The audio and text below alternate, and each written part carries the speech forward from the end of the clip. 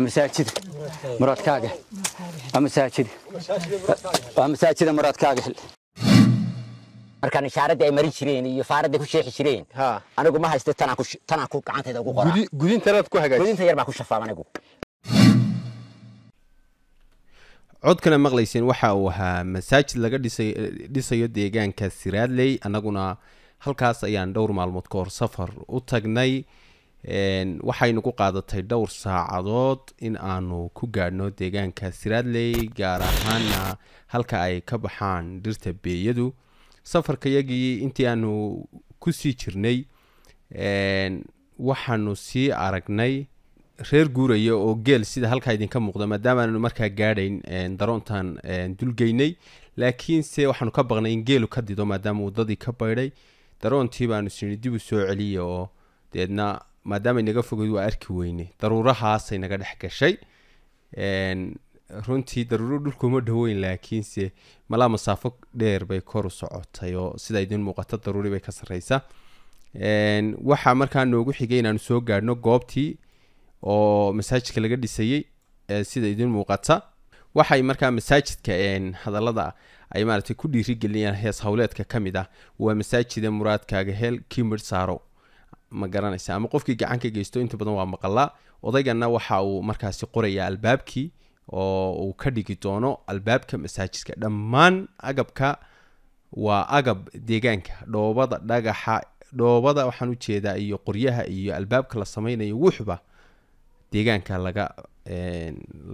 laysaga keenay waxaynu geli doonaa marka waxa inta noo dheera hadana beeyadii baan tagnay laakiin tan beeyada gaadhin waxaynu eegi doonaa bal masaajidka sida loo dhisay dadka miyiga jooga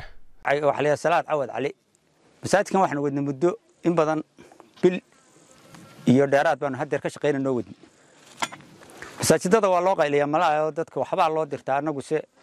anaga gacantayada ku dhisanay kuna dhamaynayna kuna dhisayna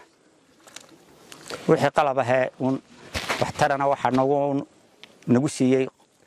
shirkadda la yahabeeyo maalka saasaanu gacantayada ku dhisanayna cidna anagu ugu qaylo diran ma cidna wax uga ma baahnin hadda masaajidku muxuu ka kooban yahay bal dhismihiisu intee ana hadda muxuu ka kooban yahay dhismahana dhisaysan masaajidka dhismihiisu wuxuu ka dhiman yahay dhir iyo dhoobo buu ka kooban yahay intee qof u qaadaya masaajidkani wuxuu qaadayaa ilaa 40 qof ayuu qaadayaa marka dadkiina deegaanka marka aragteen maxaa keenay baahidan masaajidkeena ka dhistaan miya badantiin waanu badanay magaalada wana masaajid laato 40 qof baan isugu nimaadnaa masaajid inaanu dhisano baanu niyada ka keen waana bilowday waanuna ku dhisnay ma sha Allah maantana dhoobadii baanu ugu wadano waa ku dhamaan bismillaahir rahmaanir rahiim magacaygu waxa weeye Axmed Awad Cali geedkan aan garaacaya waxa weeyaan mooli waxaan ka sameeyaa albaabada waxaan ahay goobta wancadka la yaahdo ninka u ah shindheerka waxaanu ka shaqaysanaa waxaanu ahay beeyamaal haddaanu beeyamaal hayna beeyadii waa noo gudan tahay waxaanu dhisanaynaa masaajid kii hore waa noo bilaaban yahay waa noo cariish ka dambena waxaanu ka dhiganaynaa dhagax insha Allah haddii Allahu na gaadhsiiyo hawlaha iyaguna waxa weeye nooca beeyaduna waa noo gudan tahay baahi ma qabno waxaanu nahay dad masaajidada waa loo qayliyaa anagu ma qaylino gacantaydan ku dhisanaa hadda dhinacan masaajidkii bay naga xigaa isaga laftiisa maxaa ka samayseen waxaanu ka samaynay dhir iyo cariish kuwana qorayana waxa weeye albaabadii aan gelin lahaa marka geedkan hadda aad qodayso aad jarjarayso ama shafayso markii hore geed intee leeg buu ahaa waxa geed weyn oo leeg laba nin feerahooda waan sheexay magaciisana wax la yahay mooli mooli baa la yadaa marka barkan kalena ma isagaad ka samaysay halkan yaala kan iyo afar kale oo hadaba waa geedan kala sheex waa hal geed waana culus oo miisaan buu leeyahay waxaan ka dhigayaa miisaankiisa rubuc markan xabadiiba wad yaraynaysaa waan yaraynayaa miisaankiisa hadda ma aragtay inta sii wado wadiga in khafiifinaya gadaalka dambena waxa ka dhigin doona rubuc dabadeedna sidana isugu xidhay hadhow sidana isugu xidhaya shindheer uma baahnin anagu markaa wastaad uma baahnin anaga isu shindheera marka idinka ka waran tayadiisa laakiin tayadiisa ma gaboobayo geedkan ma gaboobayo mana gaboobayo mana dilaacayo maxaad marinaysaa waa imika waa cad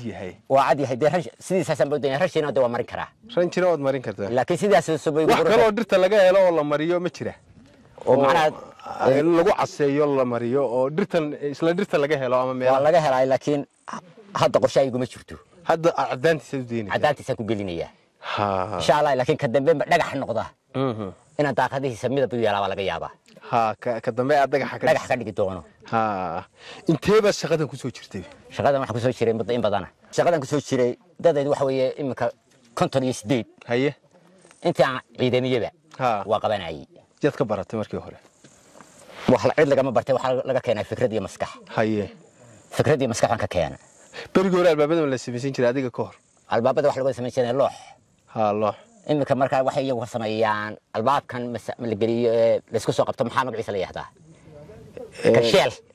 ganjeelka la yiraahdo anagu kaasaan sameeysanaa waagi horena waxa la sameeyay jiray صح dhirta la dhili jiray faarad marka shaqadani adiga Soomaha adigoo yaraantaadi ka hor way jirtay Soomaha hadee way jirtay laakiin adigu laakiin fikirkaaga markaad aragtay baad iska samaysay fikirkaaga markaan ka samaystay markaan ishaaradii ay marin jireen iyo faaradii ku sheexi jireen anigu ma haysto tan ku gacantayda ugu qoraa gudintanaad ku hagaajisay gudinta yar baa ku shafaam anigu marka ilaa intee albaaba intee lag baad samaysay muddada waxaan sameeyay in badan goobo badan baa ka soo sameeyay tuulooyinka eeriyadan waxa soo laba samaysaa goobo badan baa ka soo sameeyay ilaa inta sana goobo maxaad kala hagaajisaan albaabadan ahayn waxaan sameeyay wixii qoraal loo yaqaanoba ama xeedo haato ama fandaalka haato ama qori dhammaystiran oo barkiisa sanadiisa ha ahaato waxaba waa sameyn qaan qori barki maxaad uga jeedaa macnaha qoryaha oo dhan hubka kala sameeyo macnaha markuu dhinto loo xoga shabo sidiisaan u geliyaa marka inta birta uun baan sameeyay inta kale oo kale waa sameeyaa marka anigu waxaan haysta marka sancada sancaawi baad gacanta waan qaan markaas waxaan hay marka imika waxaan u soo biyeedigay wancadka inaan macnaha ka shaqo galo oo wixii sancaa ay u baahan tahay aad injineer ka noqoto marka eriyadan ma injineer ka khatarsan ma joogo kulli nin haduu faaniyo igu noqonay haduu yimaado inaga maska faadan waa ima karaa laakiin hadda inta joogta adaa injineer ma sha Allah ay aad kaaga mahadcelinaa waraysigaaga